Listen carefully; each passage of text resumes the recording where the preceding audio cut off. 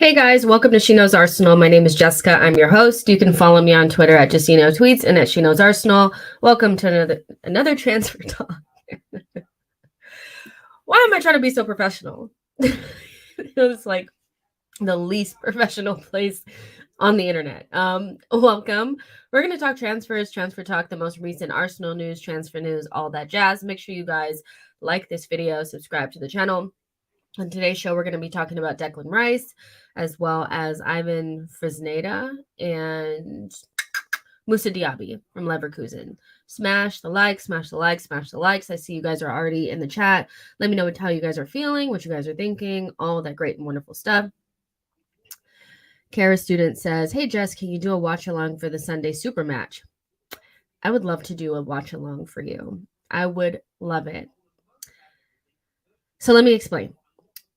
I'm not good at watch-alongs. I'm not good at them, and the reason for that is I'm not a good watcher. I sit there in silence, barely breathing, rocking back and forth in the fetal position. Then we score, then I go back and I do it again.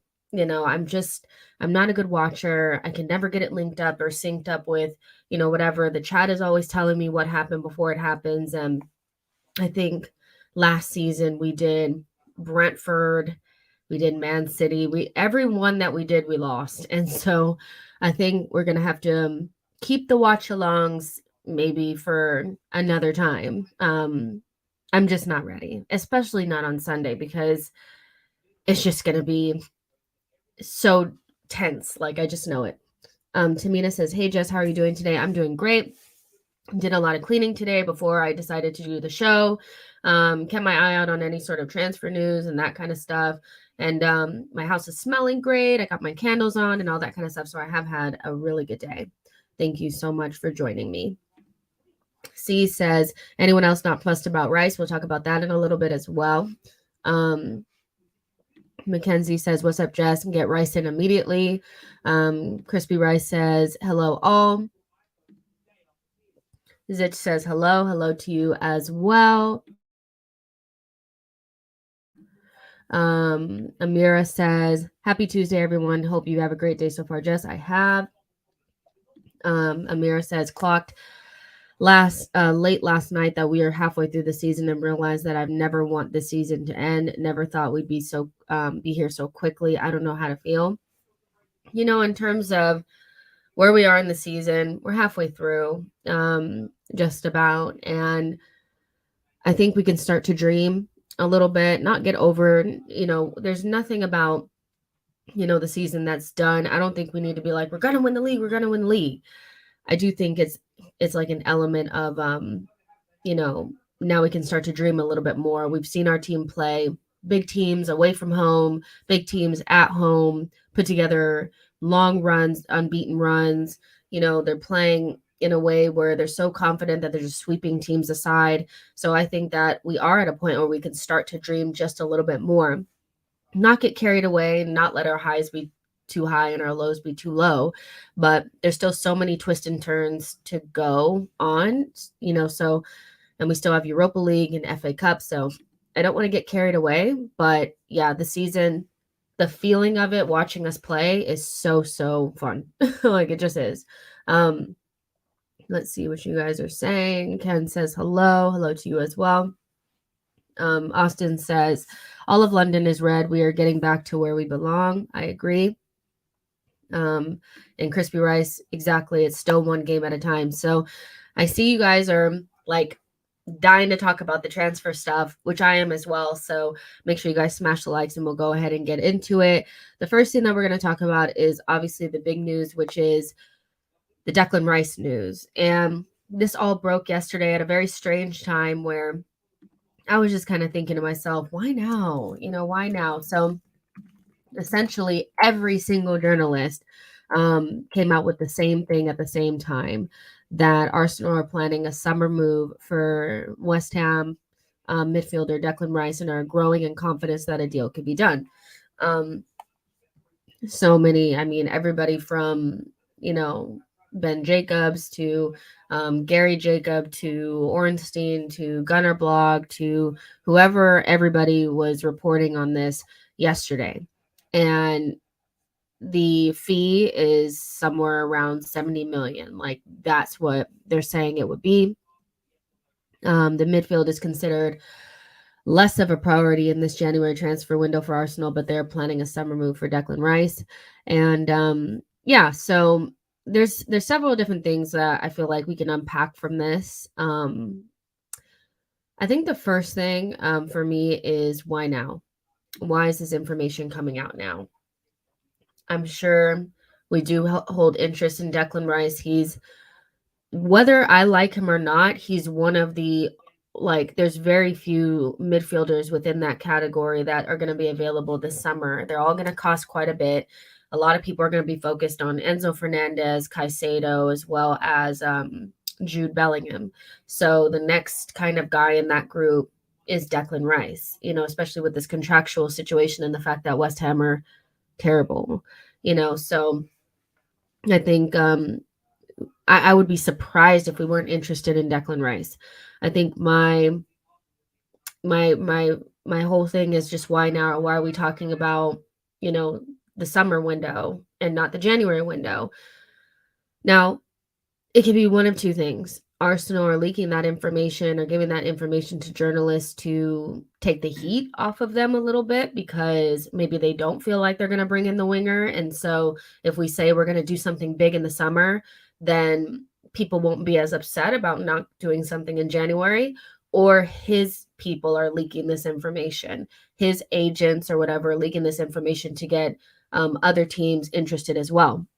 Now, I think it's more of the former than the latter.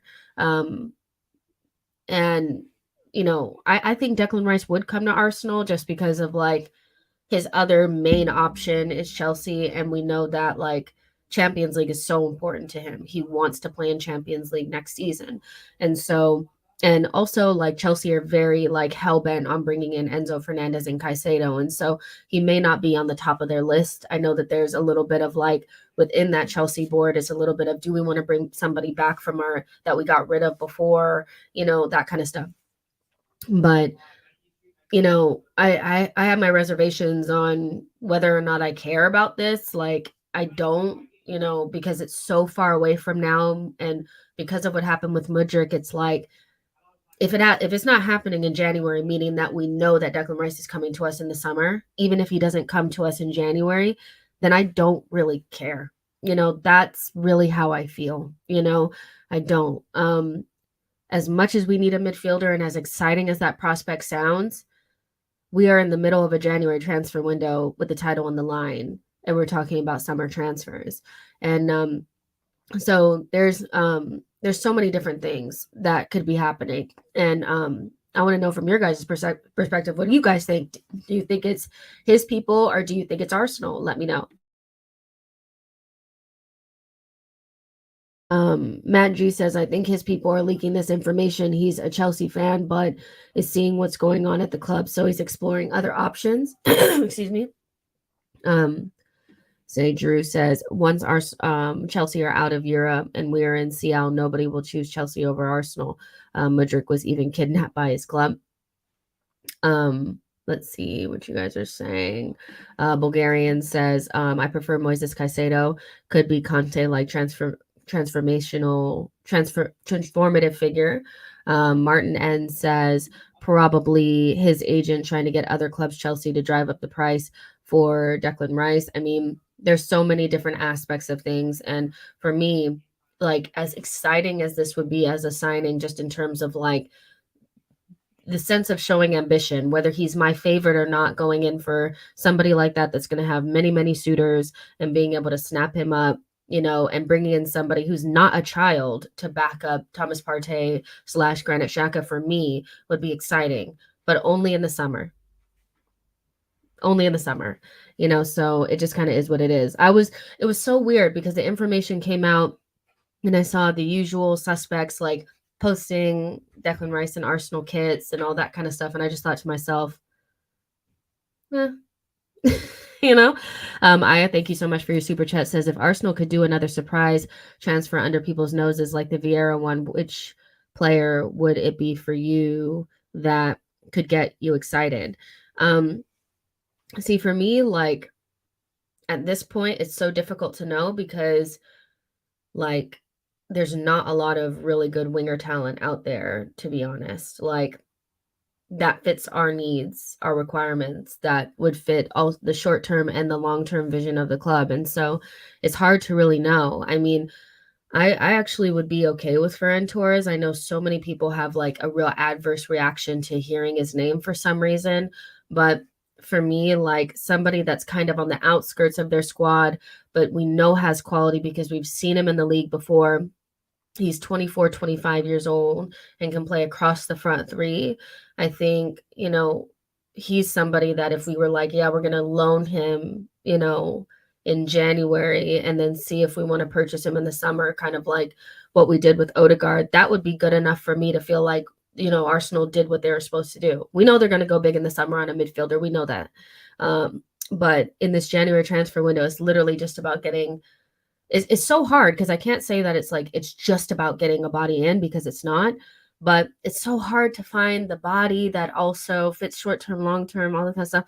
I think he fits that quite well, to be honest. And he's never going to be a huge figure at Barcelona. I think they're going to continue to buy and shift players out. They're already looking to get rid of Kessie.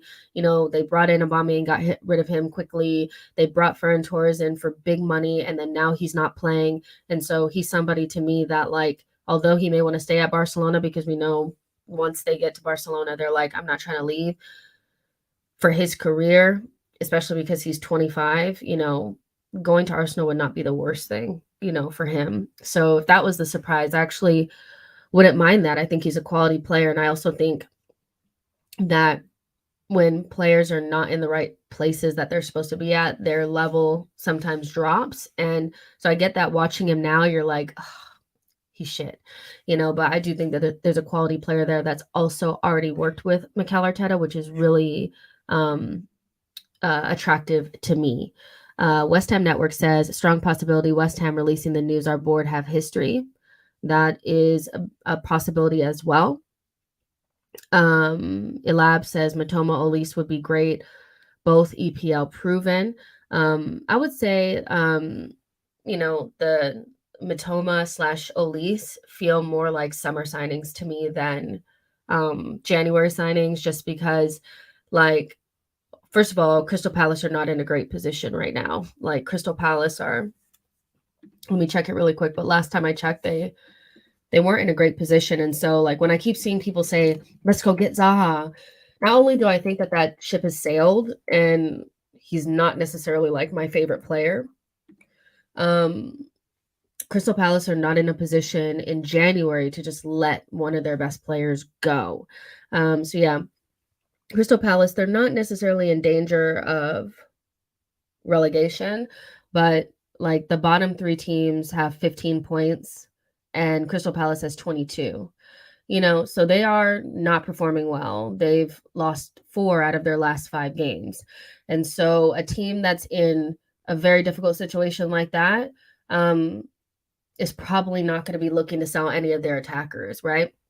Especially not one that they rely upon so heavily, like Olise or Zaha or something like that. Now, in terms of Matoma, I find his situation to be quite similar. Although Brighton are in a good situation and they're in a healthy spot in the league, sitting 7th with 30 points, they're going to lose Trossard in January, most likely. And so Matoma automatically becomes a starter. So the idea that Brighton are going to part with Trossard and then also part with Matoma, a player that they're under no sort of, like, threat to have to sell. They brought him in for pennies. If he stays there until the summer, they can get at least 40 million for him. And then if he kills it the season after, he could be one of those really big signings or fees for them in the future. So I don't really look at Matoma / Olise as good options for January. That's why January is so difficult. It's because a lot of the players that you guys really want that would really make a difference are also key players for their team. And we're getting, like, January and beyond is the business end of the season. So if they're in Europe, if they're fighting for European spots, if they're trying to win the league, if they're trying to stay out of the relegation zone, it's just going to be so difficult to convince a team that like their quality player will be worth no more than what we're going to offer them in January in the summer when there's more suitors. It's so difficult. Let's see. OG says, why is your voice crackling? But Jess, this is January. My voice is cracking because I'm under the weather.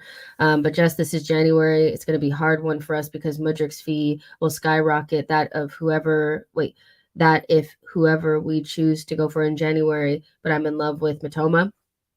I think Mitoma looks like an Arsenal player to me. And somebody was like, what does that mean? And I was like, he's kind of like not a project in a way. Like he's not so raw that you can't see what he actually is. Like he's not like Pepe, but where that rawness was like very much. But actually, on the same thing, like just a sidebar, I do think like Arsene would have loved a player like Pepe, but that's beside the point. Matoma, he's a raw talent, but it's clear that the talent is there. He can play in positional play. He can also play free. He's creative. You know, he can beat a man, and he has tech for days. And he's the type of player that I think Arsene would have brought in before he went to Brighton. Now, the Arsenal now, we don't really get the players before they go to Brighton, anymore. That's not really what we do anymore. I mean, our players come through our academy, but like if you look at the players that we brought in, like Ben White was already at Brighton, Gabriel was already at Lille. Like we weren't getting them from like their origin spot. Do you know what I mean? But Matoma's kind of like the Arsenal of now, the type of player that you would go for. Probably would cost you 50, 60 million or some nonsense like that from Brighton, because we know that they're tough negotiators. But yeah, I think he'd be a good player. In terms of Mudryk, and what that's done is it spoiled the market again. So when we were complaining about Antony's fee being the reason why we couldn't get Mudryk for a decent fee, also Mudryk, somebody who doesn't have very many appearances, somebody that didn't have very many goals or anything like that, going for 100 million has also made it so that anybody that we're going to go after, not only do they know that we have 90 something million to spend, but they will also feel like they deserve that fee because whatever player they have probably has more appearances and goals and stuff like that than Mudryk did. So I'm not surprised that Rafinha has a 100 million euro price tag on his head as well. And the player that we're going to talk about in a second, Diaby, as well. So it's one of those where that's what makes it so difficult now, is that we showed our hand, and as much as people were trying to make it seem like we did nothing wrong, not coming back with the player really hurt our chances of getting anybody else beyond him.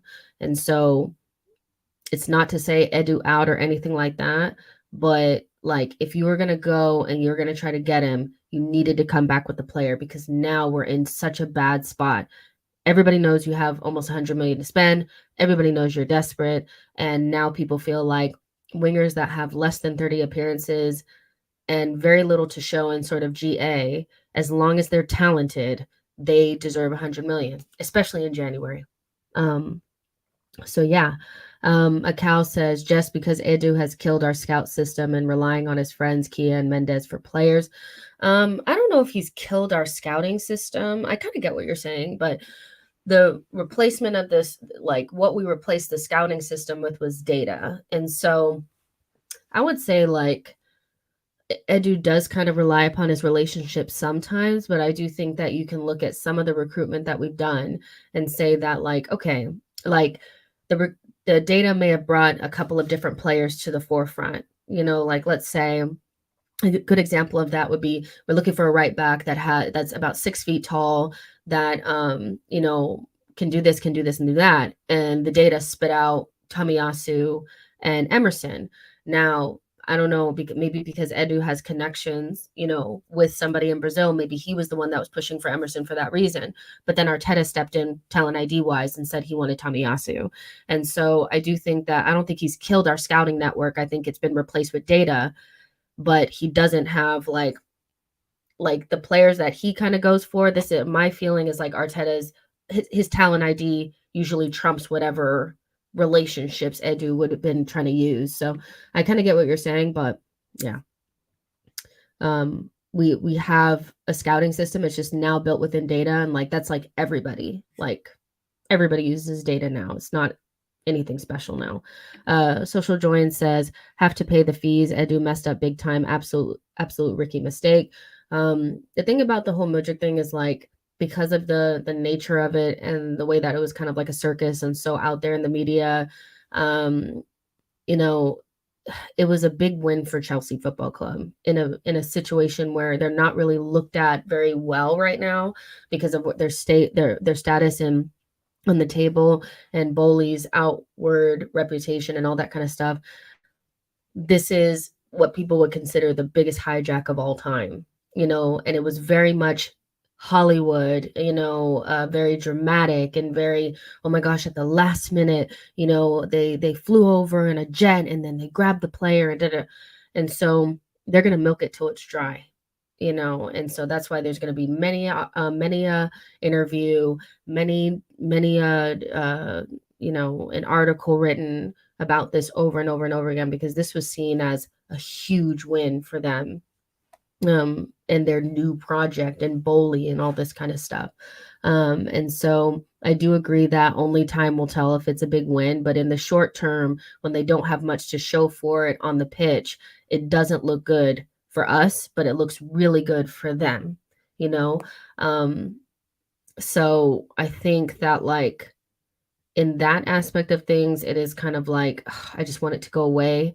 But, their CEO or whatever sat down with Adam Crafton and basically tried to say that both of our bids were exactly the same, but the bonuses were different and all this kind of stuff. I don't know about you guys, but I'm not really, I don't really believe it, to be honest. I think it's important for them to make it seem like the money was the same and they chose it because Arsenal had the opportunity to come up and it wasn't that much. I think the optics of it didn't look really that great in terms of like he really wanted to come to Arsenal, so making it seem like it was closer than what it really was, I don't know. But there's a lot of differing opinions on it and how it really shook out. At the end of the day, Edu needed to go and come back with the player, and he didn't, and that really hurt us. So yeah, I expect many, many, many, like, for this to drag on a little bit longer because of the magnitude of it. The Ed Reese says, Gunner Block said it in the Arscast, they were willing to follow it, but could not match the speed of the money. Fair enough. Yo-Yo says the parallels some have made between Hazard acquisition and Mudryk signing is upsetting. True Gunners TV says, I'd love to know your opinion on this, Jess. I know it would have cost a lot of money, but I like the deal of Harvey Barnes. I mean, it's kind of like, I don't know. I mean, what Harvey Barnes are we getting? Are we getting this Harvey Barnes? Are we getting the Harvey Barnes of like a couple seasons ago that was like a direct, really decent player? What is he, 24 years old? Let's see what he's about. I mean, we need a left-sided player, and that's where he plays. Let's see what his stats look like. Well, this season is not that bad. He has 6 goals, and last season he had 6 goals and 10 assists, and they were pretty poor last season. So he's not in terrible form, and he's 25 years old. So I mean, like, I wouldn't hate it. You know what I mean? Like, I've seen people say Anthony Gordon, and I was like, I'd rather sit on a hot grill. Like, do you know what I mean? But Harvey Barnes, like, I mean, he would be a good, like, kind of option out of the blue.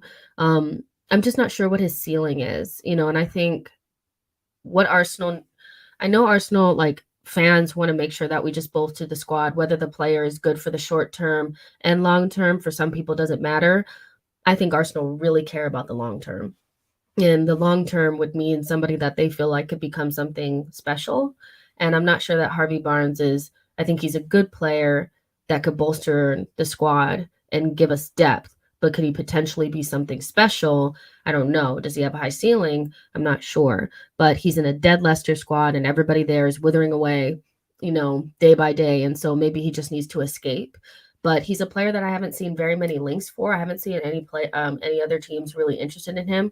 So I'll be interested to see if he gets a move in the summer. But yeah, that's an interesting one that I haven't really heard before. I wouldn't be against it, but I also can't see it happening. You know what I mean? If that makes sense. There's 222 of you guys in here. Make sure you like the video and subscribe to the channel. Yo-Yo says, if it was up to fans, Calvert-Lewin, Buendia, Aarons, Onana would be in our starting 11. That's funny. Martin says, the whole deal looks super sus to me. I mean, it's just a lot, like it was just a lot. It really took a lot out of me. Like, I mean, I like talking to you guys about transfers and stuff, but like, I just need something to go through. Like, I don't need a saga. I'm done. Social Join says his peak. Everything is going to be overpaying. Now you have to get amid players and expect them to get better under Arteta. You need good talent and it costs. End of story. The Sheikh AFC says the days are passing fast and I can't see Arsenal signing anyone in Jan. Edu has to go. Some people are turning Edu out. I'm not quite sure that that's where I am. He's done a lot, over the last, 12 months or so to get me to feel like he's doing, a good job. Does he still have some questions to be answered? Absolutely. In terms of sales, that's definitely something that stands out to me as a weak point for Edu. And because we've gotten rid of so much dead wood and the next kind of group of players that he'll be moving on, he will be expected to get fees for. We're no longer in a situation where they're on big contracts where they can't be moved on. And so that will be really important. And then the second thing is closing these big deals, that was a yeah Edu, man. I'm not Edu out at all. That's not where I'm at. I am disappointed by the way that unfolded. And I do think he didn't cover himself in glory, if that makes sense. Mark says, I'm not Edu out. I'm disappointed with him right now. Exactly. 100%. Drew says Edu had the best summer windows. He just sucks in the winter. I mean, if that is probably the best way to say it, the last 2 January windows, he see and nothing is over yet, but he seems to be falling short. So yeah. Gargang says, if we can recall Pepe and Balogun until the end of the season, in my opinion. I mean, the thing about Pepe is we have got to sell him. And I don't know if you have players that are playing really well in Ligue 1 and, they're doing a good job, especially in Pepe's, situation, because I don't think he had the best time at Arsenal. Do you know what I mean? He's finally getting to a place where he's playing well and playing for a permanent move somewhere else. I don't think recalling him back to sit on the bench for Arsenal will help him or us, in terms of selling him in the summer. So in terms of Balogun, I'm not sure Balogun really helps us right now either, just because he's just kind of finding his feet in Ligue 1 and stuff like that, even though he's playing well. So for me, it's about bringing in somebody new, somebody fresh, and somebody we haven't seen before. But I get that we're kind of getting to the desperate zone where we're just recall somebody, just bring somebody in. But I don't think recalling people off of loan is really what we need to be doing right now. Amira says, if we don't get at least 50 million for Pepe in this market, I'd be low-key annoyed. Well, the issue with Pepe is he's not going to be going to a Premier League side. And so if he was going to a Premier League side, you could say 50 million because that's where the money is. But because it's probably going to be Nice and they don't have very much money, I wouldn't expect more than 15 million, to be honest, for him, even though he's doing pretty well. So let's move on. We've already spoken about Declan Rice and a million other things under the sun. The next, transfer story was about Diaby. So Moussa Diaby has been linked to Arsenal once again. This is not the first time he's been linked to Arsenal. Arsenal have been looking for this player for a long time. I think that's something that kind of stood out to me, the other day, was that this was a summer signing that got pushed to the winter. We tried to sign Rafinha. We actually tried to sign Mudryk in the summer as well. And we looked at some other wingers too, and we haven't gotten the player yet. And so it's an important player, but you can see how important it is for Arsenal to get the right player at the right price and all that kind of stuff. And so we've been looking at players for a while, and Moussa Diaby was somebody that was linked to us in the summer. This is coming from Darmesh from Sky Sports. Says Arsenal made initial contact with Bayer Leverkusen over Moussa Diaby. Leverkusen do not want to sell mid-season. Shock. Leverkusen were quoting 100 million euros to interested clubs in the summer. And so, I mean, he's a quick player. He's a good player. I really rate players that leave PSG and go to other places and kind of like venture out on their own and just do their thing. And he's been one of them, and Kunku has been another. I think both of them were really good last season. Moussa Diaby was scoring quite a bit of goals. And I remember there was a period of time where that front three of Diaby, you guys will remind me what his name was, but he was the really young German kid that got the long-term injury that was like 17 or so, him and like another player. And they had a front three that was like scoring so many goals last season, I think it was. And that's where Moussa Diaby started, like, people really started looking at him. Last season he scored 13 goals and 12 assists. And so off of the back of a season like that, I do think you can ask for maybe not 100 million euros, because hello, like 100 million euros should get you something a little bit more than that. But, you could ask for those types of figures, especially when the likes of like Rafinha are going for 55 million. And, like the winger market, because there's so little value out there, people can ask for so much. This season, he has 6 goals and 3 assists, which is not a bad return from 15 matches.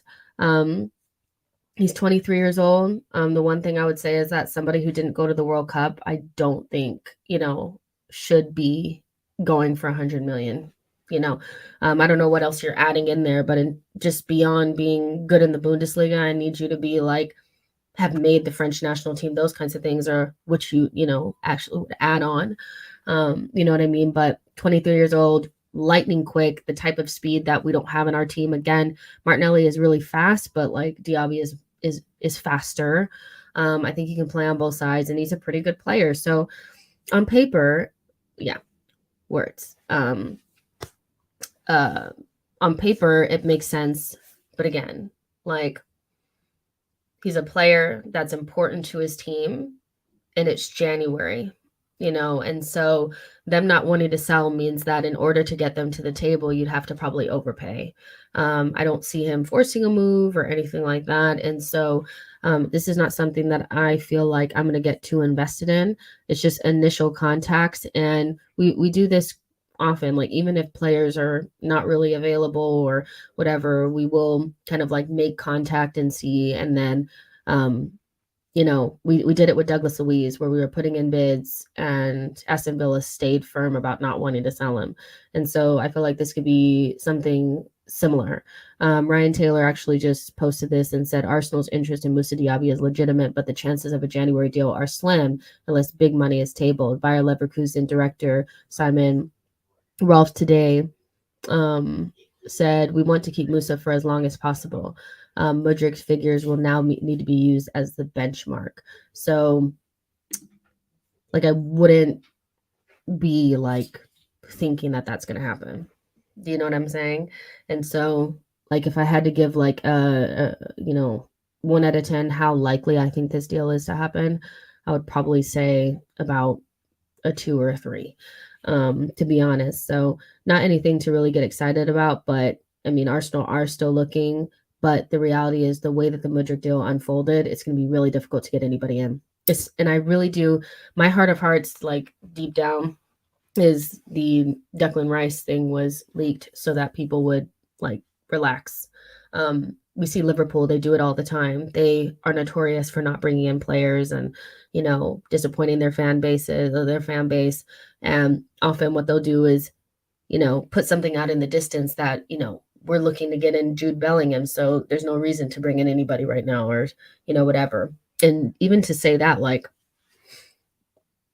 as maybe disappointing as Liverpool has been in certain circumstances bringing players in. They brought in Luis Diaz last January, and they also brought in Gakpo this January. So, like, what's our excuse? Yo-Yo says, I'll keep the faith until the window closes. Otherwise, I'm calling for people's heads again. Let's see. FaZe says, everyone knows we have 90 million available, so prices are going to be crazy. Sam says, PR overdrive as usual, linked with everyone under the sun. Troy says, I really have a feeling Arsenal will not sign anything in January. It's so sad, but yeah, like, what can you really say? I mean, you missed out on your number one target, and that's pretty diabolical. So, especially with the nature of the way that it happened. So, yeah, but Moussa Diaby, he's a good player. I just don't see it happening, especially not in January. And I don't really know what else. Like, to be honest, in terms of wingers, I do think we're going to be seeing somewhat of an ESR, Reece Nelson, like a new signing type situation with this, because like there's nobody else, like, and like even with Trossard, like not only am I a little bit like about like how he's kind of left the Brighton squad, but he's 28 and he doesn't have a high ceiling. He's about as good as he's going to get. And for 25 million, I'm not sure that it's worth spending that money on him. A player that he won't start for us. And, his issue now is that he ain't starting at Brighton. And 25 million, if you double that next summer, you could probably get somebody infinitely better. And so I think Arsenal will be looking at it that way as well. Like, what would be the point of bringing him in? So even with Trossard, I don't really see that for him either. Trossard and Thuram, for me, are Spurs signings. They smell like Spurs. They look like Spurs. They're giving Spurs. Like, it's not the type of signing that I think Arsenal will go for. So yeah. Sam says, last season we had a realistic chance at top 4. We settled for Europa. We can win the league, and we will settle for Champions League. The way I think Arsenal really just like think about everything is our long-term vision trumps everything, and so it's like in the end of the day, they can always fall back on the idea that we were never supposed to be in this position and they don't need to feel pressured to do it now, and so they went and they tried, but they couldn't find the right player on the right price and all that kind of stuff. And so they won't panic buy or anything like that, because Champions League was kind of like the benchmark and we're going to do that.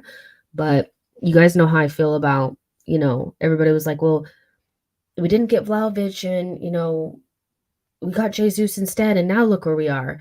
But you have no idea where we be now. Like, I love Jesus. Like, don't get me wrong. I love Jesus. I've always wanted him at the club. Please don't get this twisted. But let's say take Jesus out of the thing. Let's say we had gotten Vlahovic, in another dimension, right? And we had made top 4. We would have been able to attract a completely different level of player. Maybe we still get Jesus. Maybe we get different types of players. Who knows? But to say that we ended up in a better position when you actually can't say that 110%, because, I mean, being in Champions League is better than not being in it. You know what I mean? And so the idea that it's like, we're in a better situation because we did not get into Champions League, for me, doesn't really wash. And nobody is going to tell me that it was a better idea. It was a better decision not to win the league, because we finished in the Champions League spots and we were able to look in the summer and all this kind of stuff. I really do think that we have a strange, like, kind of way of always spinning everything into a positive, or trying to make it seem like we're always doing the right things, because we don't want to put pressure on the club. And like, you can like what the club is doing and you can like the direction that we're going in and still remain skeptical, because they have not won anything yet. And I hate to, like that. I feel like that's my overarching thing, is that if you say that, well, we haven't won anything yet, people get really upset. But it's true. KSC, even though they have started to invest more now that they've been in full ownership, they haven't done anything yet. We haven't actually qualified for Champions League yet. We haven't won a league yet. And so we shouldn't be letting our foot off the gas. Yeah. I mean, we won FA Cups before. FA Cup is not really what we're talking about. So going back to, we won the FA Cup. No, we're talking about qualifying for Champions League, competing for Champions League, competing for the league, winning the league. That's what we're talking about. We're not talking about the FA Cup that we won 2 seasons ago. When none of this work had been done, by the way, it wasn't even these players. Do you know what I mean? And that's not to shade these players or anything, but we won a Champions League, or we won an FA Cup. I get that, but you guys know exactly what I'm saying. It's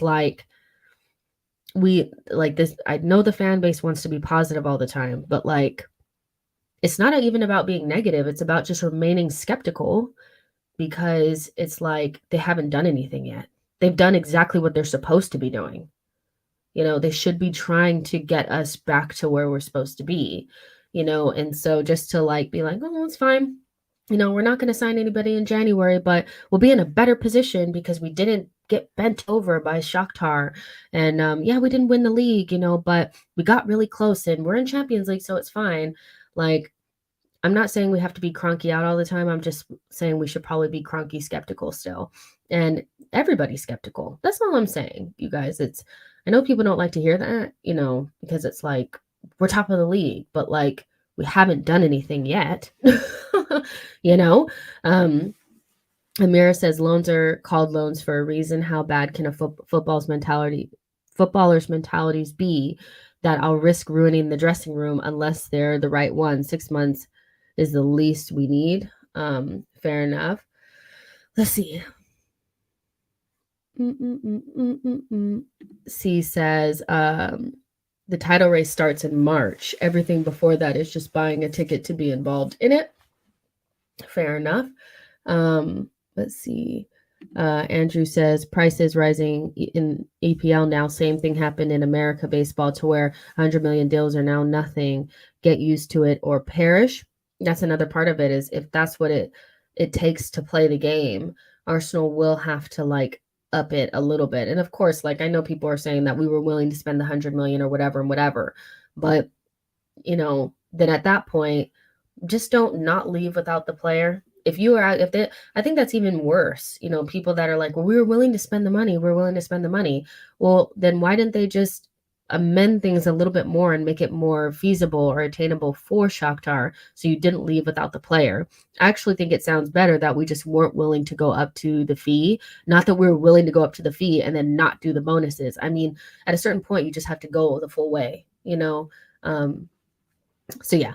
I don't know. Social Join says CL is not an attraction. Money and spending is. Liverpool, Chelsea, United still get players. No CL, bad form. Bad table position, CL doesn't matter. Fair enough. Let's see. Subdude says 8 points clear. It would be criminal not to go for the Premier League title. An opportunity like this may not come around anytime soon. We're having this conversation in the group chat, and it was kind of about forecasting what's going to happen soon with the impending sales of Manchester United and Liverpool, and the fact that there's a real feeling that there could be 4 clubs that are backed by Middle East, or let's just nation states, it'll be Newcastle, Manchester City, Manchester United, and Liverpool. They're all being looked at by these type of entities, or Liverpool and Manchester United are, because they're the ones that are on sale. And then you have Chelsea that are, they're always going to spend. Bowley is just that kind of guy, and they have a consortium. It's different than what we have, and they're all pushing their money together for the common cause. So where does that leave Arsenal and stuff like that? And I just was very, very honest that that may make our ability to win titles fewer and far between. I don't think we'll just not compete. We'll be competitive. If you're a smart club and you know what you're doing, you'll be competitive. Do you know what I mean? But there's just, if you look at the way Liverpool and City have been over the last 5 years, Liverpool were damn near perfect. They were missing out on the league by like a point, and they were both tracking to like 100-point seasons, during those years. And Liverpool, everything was like a perfect storm for them. Perfect manager, perfect players. They got to sell one of their players for an exorbitant amount of money and then reinvest that into the world's best goalkeeper and the world's best center back. And, everything was just clicking and it was perfect. And they were still only able to win one league while City won 4, And so it's like, that's how it's going to be for Arsenal and the way that the ownership model that we have. Now, we know that Kroenke has just as much money as anybody else. Do you know what I mean? But the model doesn't match the money, and that's the real issue. Or not really the issue, that's the reality. And so, for me, it's just more like either Arsenal are gonna really push and like try to compete and all that kind of stuff, or, we're just I don't know what it looks like, but the Kroenkes are gonna have to continue to spend and spend a lot. They have to spend smart, and Arteta could be the difference and all that kind of stuff, because a really good manager can make the difference. But it's gonna be a really interesting next couple of years with more money coming into the Premier League and the ownership models changing and stuff like that. But in that group chat, it wasn't really, it wasn't received well, but that's just the reality, that our ownership model requires us to be almost perfect, and the other type of ownership model, I think, leaves room for mistakes and failures and stuff like that. Like, let's just say it like this, like Chelsea's been able to win trophies, but not really have a cohesive plan and have a team full of players that are mismatches of other owners just because they had quality players and a good manager. Do you know what I mean? So it's just different ways of running things. But, I do worry about that. But at the same time, it's like, what do you do? Let's see. Matt G says, Jess, why aren't more players pushing to join us this month? After Mudryk and Felix, it seems like we are scrambling. I thought players would want to be a part of the title race. Well, it's not really just always, it's not up to them. Look at with Mudryk, he desperately wanted to come to Arsenal. And even though Arsenal is said to have matched the fee, Shakhtar was still unwilling to deal with us because we didn't do the bonuses or whatever. And so a lot of these things don't have anything to do with us. Or the players or whatever. I'm sure there's plenty of players that want to join Arsenal. I just think in January it's quite difficult. And then also the best players will also just wait into the summer and see what happens, and see who else is interested in them. Like Declan Rice, he's not going to say he's going to join us now. Like he's not going to sign a contract now. Like I believe if Chelsea offered him, if they were in our position and they offered him the contract, now, and he could sign on the dotted line now, he would, because that's his preference and all that kind of stuff. But sometimes in January, you just want to wait and see who else comes to the forefront, who else is interested in you, how the league actually ends before you sign your life away. And so, yeah, I think just January is just really, really difficult, to be honest. And I do think that there's players that want to join us. They just may not be right for us anyway. So yeah. But the last transfer story I did want to talk about was Ivan Fresneda, a right back that's from Valladolid. You guys are going to kill me. Valladolid. Valladolid. What am I saying? Hello. Okay, so whatever. You guys know what I mean. But he's a right back. He's a young right back, playing in Spain, and Arsenal have been interested in him. There's rumors of damn near everybody being interested in him. Newcastle, Chelsea, Man United, everybody's interested in him. I said Newcastle, I think. And, they're saying that Arsenal are his number one option and that's where he wants to go, but that means nothing to me anymore. And so I think Valladolid want 20 million for him. And so they kind of want to sell him to like the highest bidder and all that kind of stuff.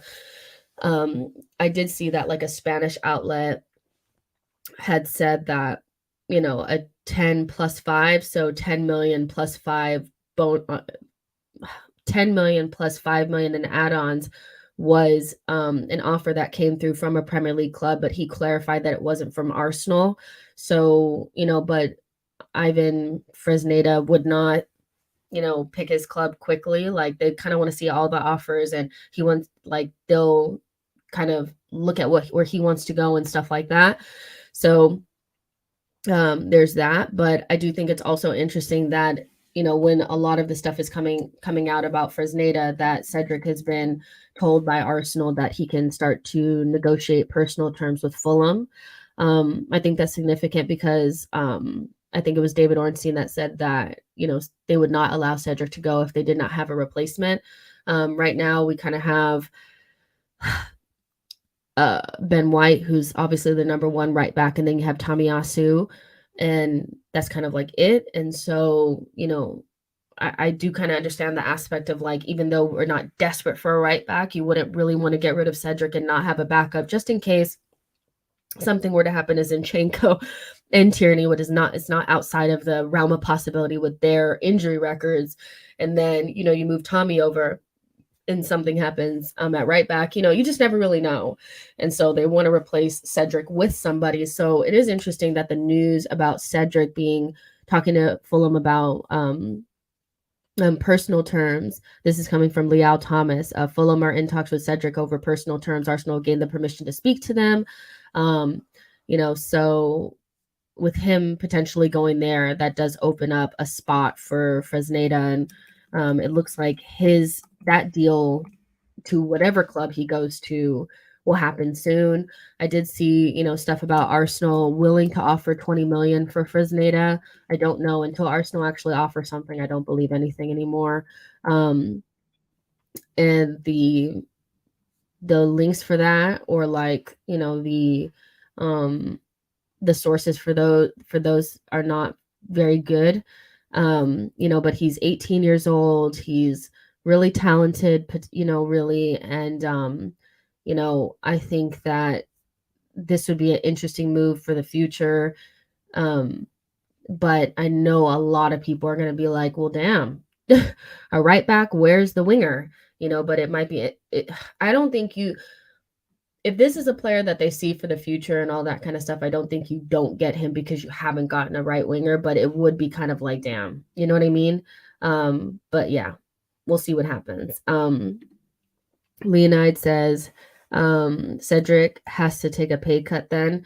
Well, he's talking to them, so we'll see what happens, but he's not getting any playing time at Arsenal, so we'll see what happens. Amir says Tommy to be Rob Holding's left-sided center back and right-sided center back replacement next season.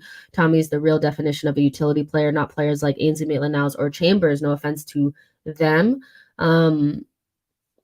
Exactly. Let's see what you guys are saying.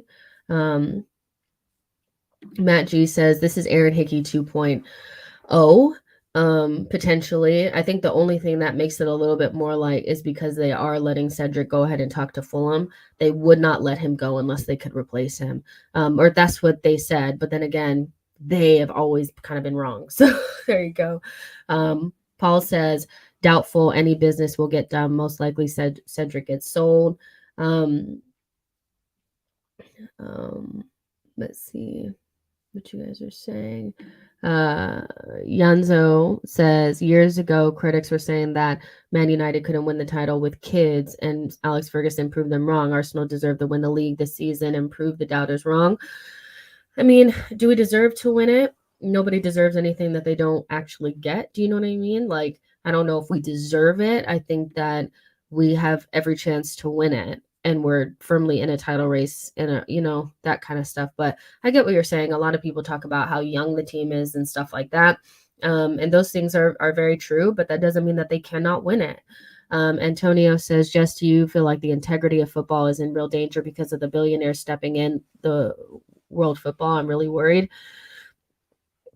I mean, I think it's kind of always been like this, to be honest. I think if you are willing to look, you will always kind of find that there's always been corruption and money and politics involved in anything where like money, big money is there to be made, and football is no different. Now we're just this is no different than what we saw when Chelsea became a force, like in 2004 or 2005. So it to me, it's no different. It's just the money is higher, now. There's no integrity then. There wasn't any integrity when Man City came in.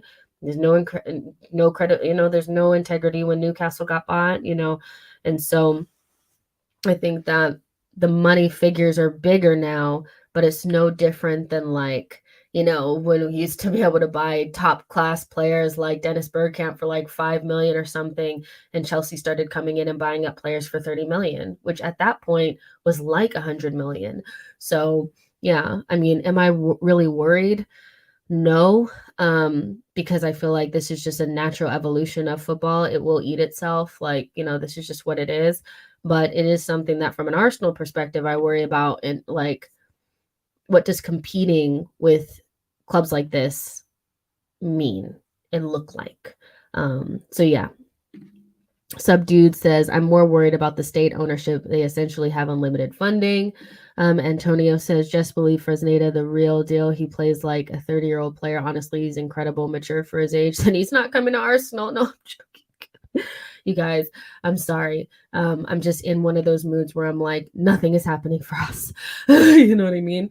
But yeah, I'm sure he's a really good player. Our scouting network is quite good. And quite frankly, because Newcastle and Man United and Chelsea and us all want him, I'm sure he's a good player. I don't know. I don't know. It's just I cannot get myself too excited about anything right now based on what happened with Madrid, to be honest. Saksham says, we ain't signing anyone. They gave us the same crap. We only sign players that improve the squad. So yeah, there's 230 of you guys in here. Make sure you like the video and subscribe to the channel. That was kind of all for the transfer news today. There wasn't really anything. Oh, this just dropped. The Gunners are in talks with Facundo Torres over a potential switch over to the Premier League this month. That's from Goal.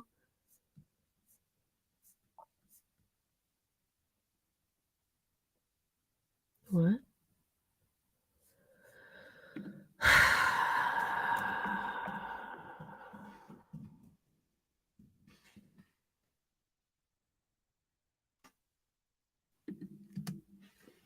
Really?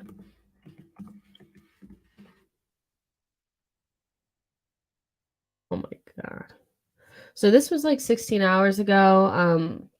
Facundo Torres reveals Orlando confirmed to me that they're in contact with Arsenal, but then I left for the World Cup. He's Uruguayan international. We will see how it goes. I would love to play in Europe. It's a dream I've had since I was a kid. Yeah, we heard that before, buddy.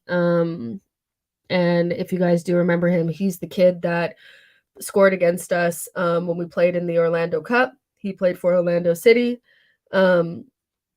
In the MLS, and I don't see where this is coming from Goal. I did see something yesterday from Claude Germain. He's a reporter from Uruguay saying Arsenal's interest in Torres is genuine.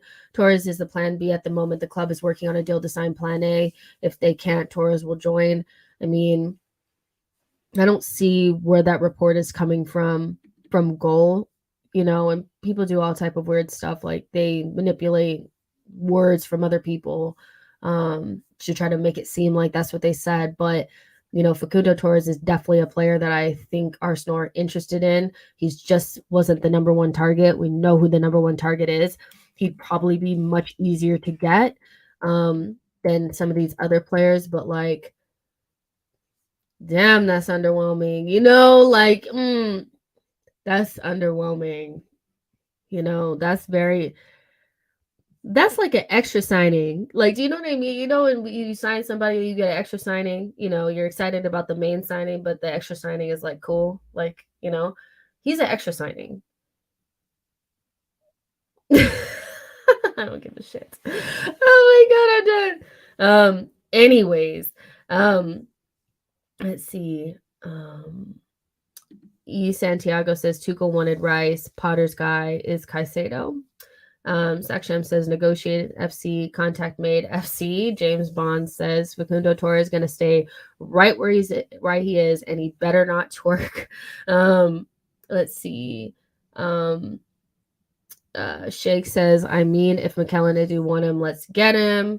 Crispy Rice says, this just in, Chelsea are reportedly interested in Torres. Yo-Yo says, Arsenal are interested in approaching, considering, and talks with preparing. Damn. Sohan says, Jess, you seen Nelson Insta about the Prime drink? No, I haven't, but I'll check that out. John P says, if it's long-term signing, I like Xavi Simons. He is unreal for 19 years old. Trossard is a good, cheap option, which won't ruin the summer if we want to go big. Diaby is not for me and very expensive. In terms of Xavi Simons, I don't know if PSV, because he was the one that was tearing us up, right, for PSV. Yeah, with the little twisties. Yeah, he's good. It's just never been linked with him, so I'm sure, your talent ID is really, really good and he's a good player and stuff. He looked good when we played him. I'm just we've never been linked. And Trossard, good cheap option. You guys know how I feel about Trossard at this point. And I kind of agree with you. Diaby is not really the one, Saksham says Chelsea made a 60 million bid for Torres, source Fabrizio Romano. I love that, you guys. I just love that we can just laugh about it now. I mean, it is what it is, right? Dane, good idea. Make sure you guys smash the likes. You guys make sure that you like this video and subscribe to the channel so that the channel gets seen more and it grows and all that kind of stuff. We're really close to, I want to say 14K. So, make sure you guys subscribe if you're new. I see quite a few new subscribers here. Obviously, as we get closer to the weekend, we'll start to preview the game against Manchester United. But, from now and in between then, it's just going to be transfer news and stuff like that. We'll probably talk a little bit about contract renewals tomorrow. There's been some updates on Saliba, and we can kind of talk about how we feel about those types of things. So make sure you, like I said, subscribe to the channel, and I will see you guys tomorrow. Bye.